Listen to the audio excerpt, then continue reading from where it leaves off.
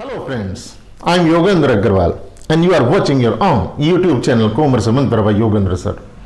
Students, in last video we were discussing about fundamentals of partnership, very important chapter. In this video we are going to continue this concept, and I told you that if you want to face MCQs with efficiency, then you will have to learn, you will have to understand the concept related to your syllabus. Students, today we are going to talk about interest on loan. Students, interest on loan दो तरीके से two sided हो सकता है. अगर firm ने partners को loan दिया तब क्या सिचुएशन होगी? अगर फर्म ने पार्टनर को लोन दिया तो क्या सिचुएशन होगी? लीगल एस्पेक्ट क्या है उसका? और अगर पार्टनर्स ने फर्म को दे दिया तो क्या सिचुएशन होगी? लीगल एस्पेक्ट क्या है उसका? अकाउंटिंग एंट्रीज कैसे होंगी उसके हम किस तरह से एडजस्टमेंट करेंगे? क्या वो हमारे लिए चार्ज है या एप्रोप्रिएशन ऑफ प्रॉफिट है?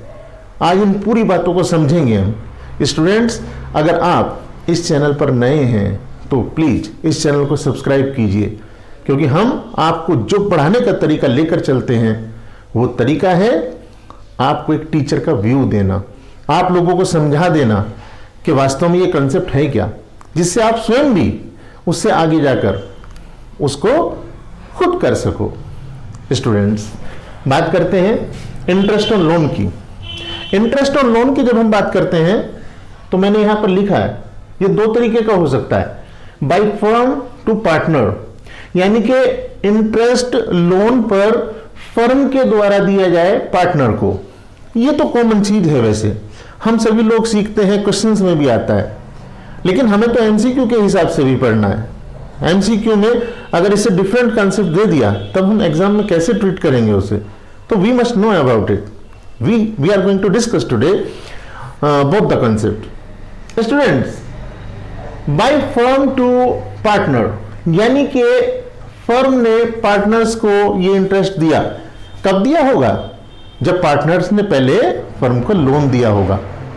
पहले पार्टनर फर्म को लोन देंगे तभी तो फर्म पार्टनर को इंटरेस्ट देगी.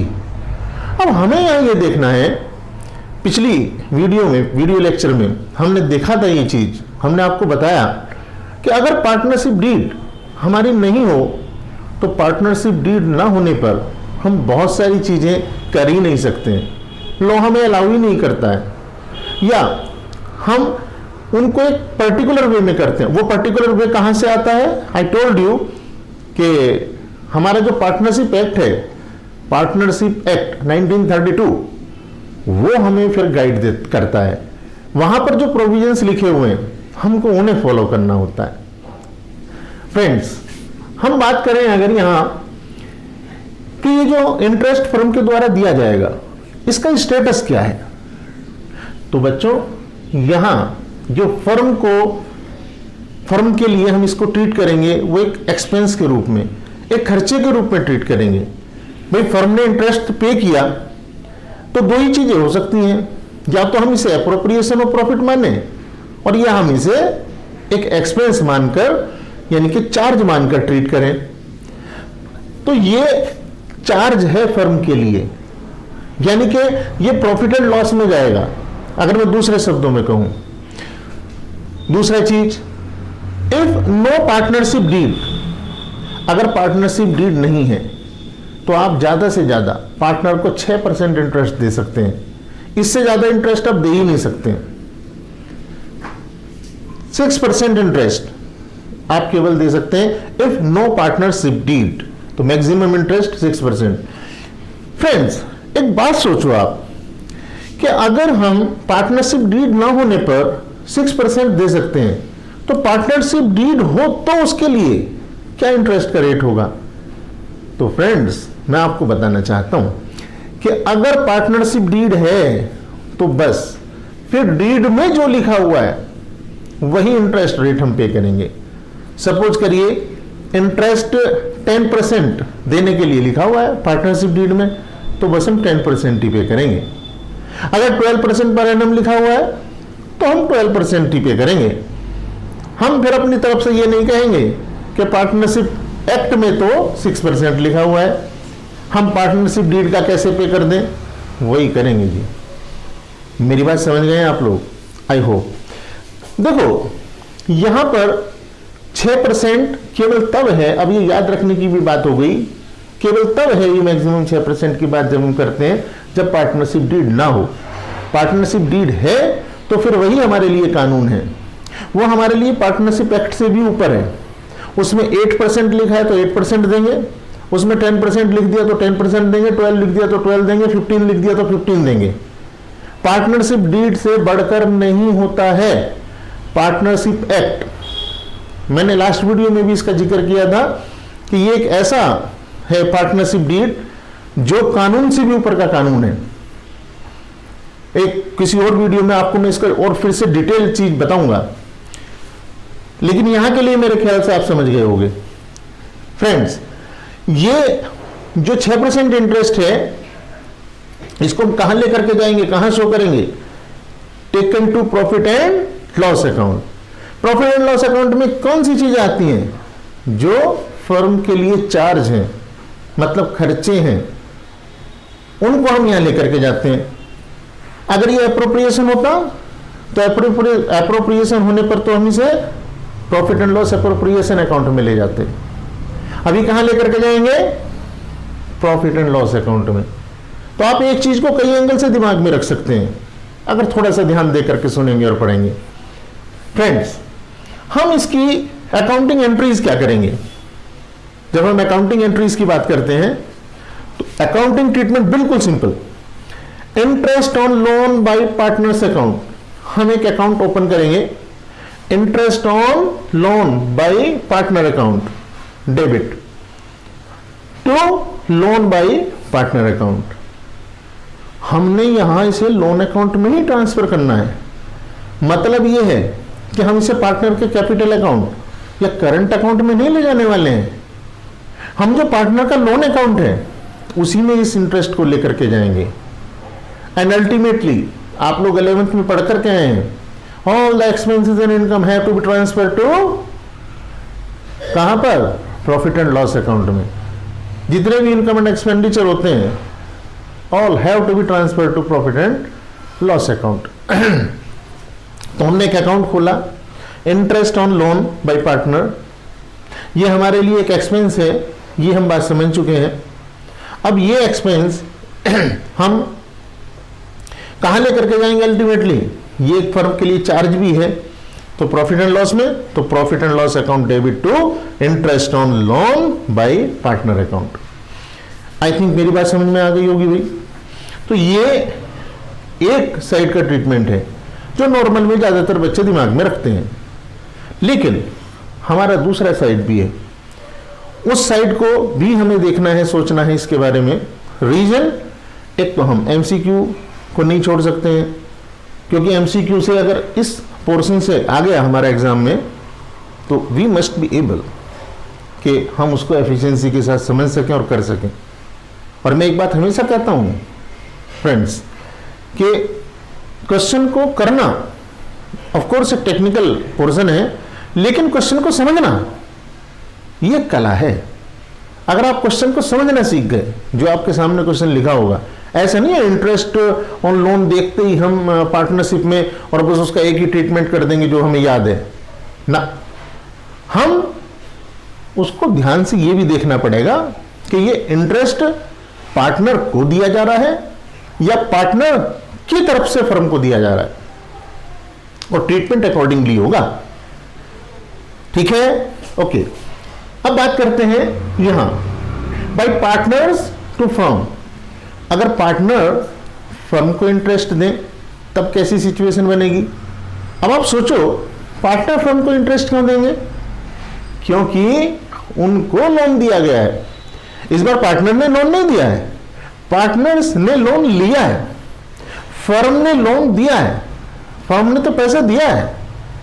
तो फिर क्या करें, ये पहले तो ये कि ये जो इंटरेस्ट का पोर्शन है, इंटरेस्ट का फैक्टर, ये फर्म के लिए है क्या। तो मैंने ये लिखा है इनकम टू फर्म, ये फर्म के लिए एक इनकम का रूप है। क्योंकि फर्म को तो मिल रहा है, ये इंटरेस्ट फर्म को तो मिल रहा है, इसीलिए ये एक इनकम का रूप है जी। इसके बाद में एज पर पार्टनरशिप डीड, मतलब क्या है इसका कि हमें जैसा पार्टनरशिप डीड में लिखा होगा उसी रेट पर ये इंटरेस्ट का लेन देन होना है। अब मैंने यहां दूसरी बात जोड़ दी है कि इफ नो पार्टनरशिप डीड, अगर पार्टनरशिप डीड हुई ना, या मैं दूसरी चीज इसमें जोड़ देता हूं, पार्टनरशिप डीड तो है लेकिन पार्टनरशिप डीड में ये पॉइंट मेंशन नहीं है, ये by partner to firm interest अगर होगा तो उसका क्या करेंगे ये मेंशन नहीं है, पार्टनरशिप डीड है। तो हमारे लिए तो पार्टनरशिप डीड ना होने के बराबर ही है। पार्टनरशिप डीड नहीं है तब भी ये पॉइंट हमें क्लियर नहीं, पार्टनरशिप डीड है लेकिन उसमें ये पॉइंट नहीं लिखा तब भी हमें ये चीज क्लियर नहीं। Both the situations are equal for us, फिर तो हमारे लिए दोनों सिचुएशंस ही एक सी हैं। आई होप मेरी बात आपको समझ में आ गई होगी। फिर क्या ट्रीटमेंट करें इसका? तो स्टूडेंट्स यहां पर देखो, ये कहते हैं नो इंटरेस्ट इज चार्ज। अगर पार्टनरशिप डीड में नहीं है इस इंटरेस्ट का कोई जिक्र तो फिर हम इस इंटरेस्ट को चार्ज ही नहीं करेंगे। नो इंटरेस्ट इज चार्ज, ये क्या है? Interest on loan by partners to firm, मतलब फर्म ने यहां पर interest on loan by partner to firm, firm को इंटरेस्ट देना है, यानी कि फर्म इनकम कमाने वाली है। लेकिन अगर पार्टनरशिप डीड नहीं है या पार्टनरशिप डीड में मेंशन नहीं है तो क्या करें? कुछ नहीं कर सकते, कोई इंटरेस्ट चार्ज ही नहीं होगा। चलिए पूरा करने के लिए कंसेप्ट को मानते हैं कि हमारा इसमें दिया हुआ है इंटरेस्ट का रेट, सपोज करिए 10% दिया हुआ है। You have to charge, means firm has to charge 10% interest from partner. आपने लोन दिया, एडवांसेस दिए पार्टनर को, लोन्स एंड एडवांसेस पर ये लगता है, तो आपने 10% सपोज करिए पार्टनरशिप डीड में लिखा हुआ है कि आप इंटरेस्ट 10% चार्ज कर सकते हैं। अब 10%, उसके लिए क्या अकाउंटिंग एंट्रीज होगी, क्या ट्रीटमेंट होगा उसका, उसको देखते हैं। यहां पर सबसे पहले तो ये बात कि फर्म के लिए है क्या, ये एप्रोप्रिएशन का रूप है, मतलब प्रॉफिट एंड लॉस एप्रोप्रिएशन में आएगा या प्रॉफिट एंड लॉस अकाउंट में आएगा। तो फर्स्ट थिंग ये प्रॉफिट एंड लॉस अकाउंट में आएगा जी। ये प्रॉफिट एंड लॉस का आइटम है, मतलब जस्ट इनकम है, ये फर्म के लिए सीधे सीधे इनकम है। इसके बाद में हम इसके लिए अकाउंटिंग एंट्री क्या करेंगे? पार्टनर्स कैपिटल और करंट अकाउंट डेबिट। हम पार्टनर के करंट अकाउंट को या कैपिटल अकाउंट को तो डेबिट कर देंगे, because we don't take it in cash, हम इसको अकाउंटिंग एडजस्टमेंट के थ्रू करते हैं। इसका मतलब हम यहां पर पार्टनर के कैपिटल अकाउंट को या करंट अकाउंट को, अब ये कब करंट अकाउंट कब कैपिटल अकाउंट, ये जानने के लिए हमें एक कैपिटल के कितने अप्रोच हैं, fix capital approach, fluctuating capital approach, इसको बात करेंगे, डिस्कस करेंगे उसको भी। लेकिन हमें यहां मैंने दोनों को लिखा है।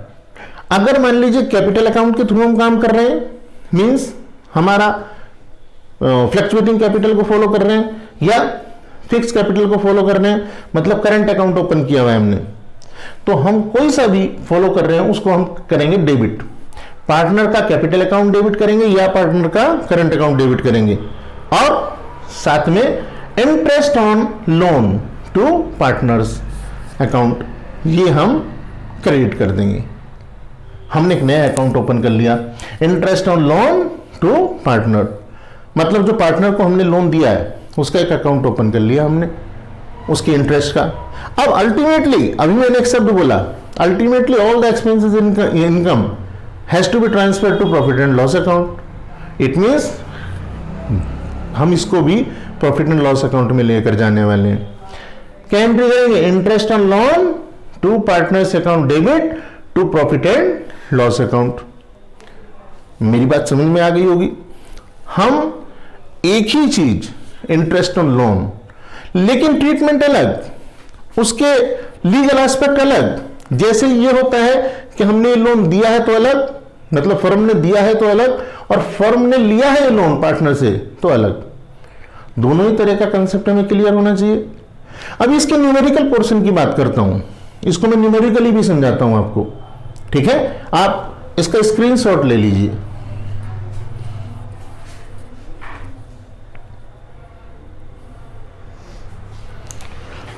आई होप आप लोगों ने इसका स्क्रीनशॉट तो ले लिया होगा।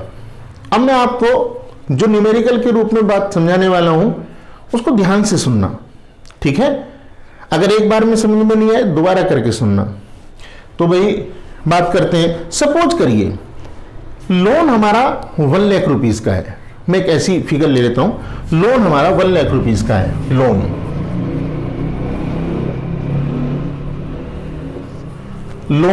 1 लाख रुपए का है, ठीक है। अब अलग अलग केसेस को लेकर के चलते हैं, उसके द्वारा समझते हैं क्या होगा। लोन 1 लाख रुपए का है, ये तो मैंने फिक्स अमाउंट ले लिए। अब इसी को लेकर के सारे ट्रीटमेंट आपको सिखाता हूं। सपोज करिए जैसे हम यहां बात कर रहे हैं कि इफ नो पार्टनरशिप डीड, मैं शुरू में मान लेता हूं चलिए पार्टनरशिप डीड नहीं है। पार्टनरशिप डीड अगर नहीं होगी तो कैसे ट्रीटमेंट करेंगे भाई? पार्टनरशिप डीड नहीं है, नियम क्या है? 6% आप ज्यादा से ज्यादा दे सकते हैं पार्टनर को अगर पार्टनरशिप डीड नहीं है। तो 1 लाख रुपीस पर इंटरेस्ट कितना बैठेगा भाई पूरे साल का? मैं ये मानता हूं शुरू में ही दे दिया है लोन, तो इंटरेस्ट कितना हो जाएगा? 1 लाख रुपीज मल्टीप्लाइड 6%, 6000 हो गए जी। अब ये 6000 रुपीज हमें ट्रीटमेंट करना है कहां पर? ये यानी कि हम 6000 रुपए ये हमने लिख दिया। अब हम इसको प्रॉफिट एंड लॉस में लेकर के जाएंगे। This 6000 rupees has to be transfer to profit and loss account. चलिए इसको प्रॉफिट एंड लॉस में लेकर के चलते हैं। 6000 हमारा अकाउंटिंग ट्रीटमेंट तो पूरा हो गया, जनरल एंट्री तो हमारी पूरी हो गई। बताइए इसमें कोई दिक्कत है तो? कोई टेंशन आई थिंक नहीं है। अब सुनिए, सपोज करिए हमारी पार्टनरशिप डीड है, पार्टनरशिप डीड है हमारी, और उसमें सपोज करिए लिखा हुआ है 10%, और उसमें 10% इंटरेस्ट लिखा हुआ है लोन पर। तो कैसे करेंगे? 1 लाख रुपीज का 10% कैलकुलेट करेंगे। इंटरेस्ट इस सिचुएशन में हमारा हो जाएगा इंटरेस्ट 1 लाख रुपीज मल्टीप्लाइड 10%, 10,000। इसका मतलब फिर यह 6000 की जगह क्या हो जाएगा? 10,000। ये एंट्री 10,000 से होगी। 10,000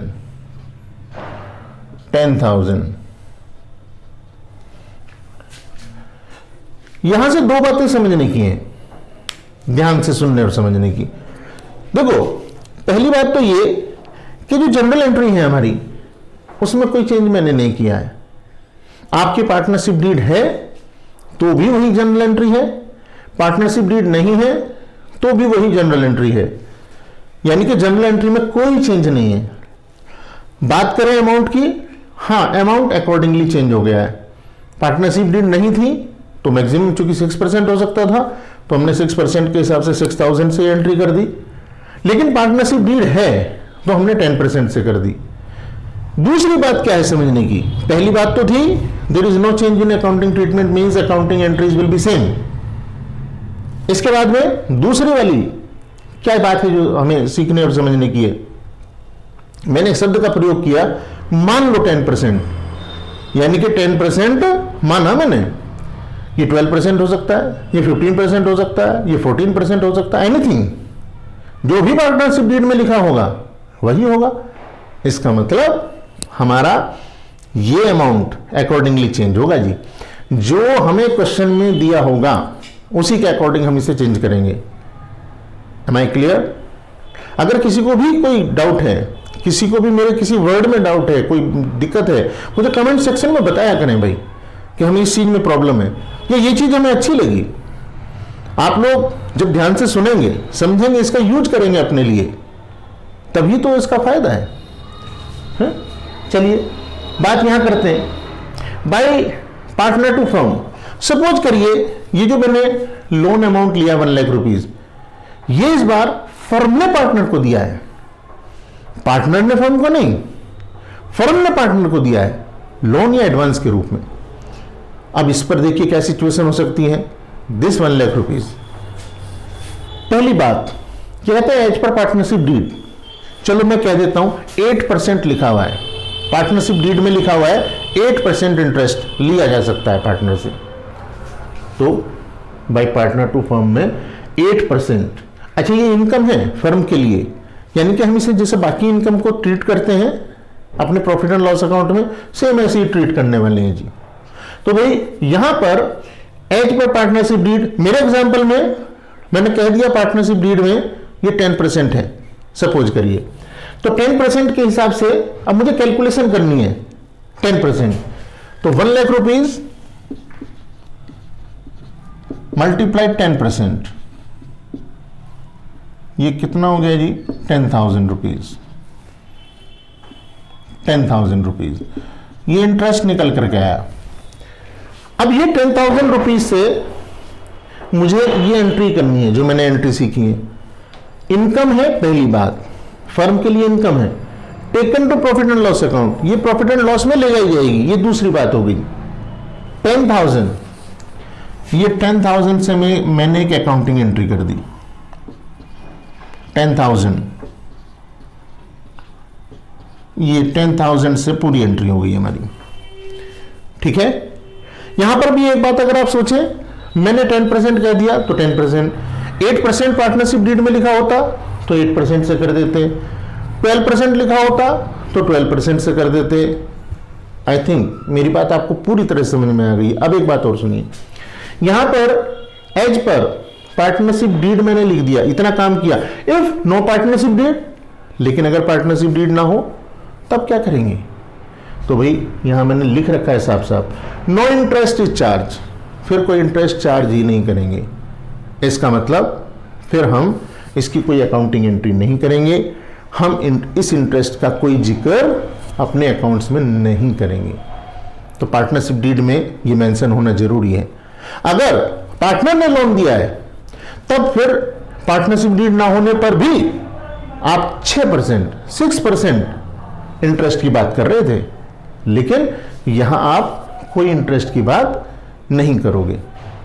अगर पार्टनर्स ने अपनी कोई बिल्डिंग किराए पर दे दी, कोई रेंट वगैरह उसको दिया गया, तो क्या करें।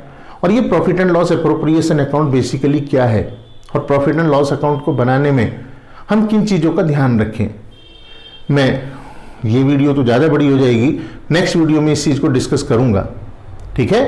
तो अगर आप इस चैनल पर नए हैं तो प्लीज़ इस चैनल को सब्सक्राइब कीजिए, इस वीडियो को लाइक कीजिए, ज़्यादा से ज़्यादा शेयर कीजिए। जो लोग कंसेप्ट वाइज पढ़ना चाहते हैं, जो लोग रटकर नहीं पढ़ना चाहते हैं, एटलीस्ट उनको फायदा होगा भाई। Thank you.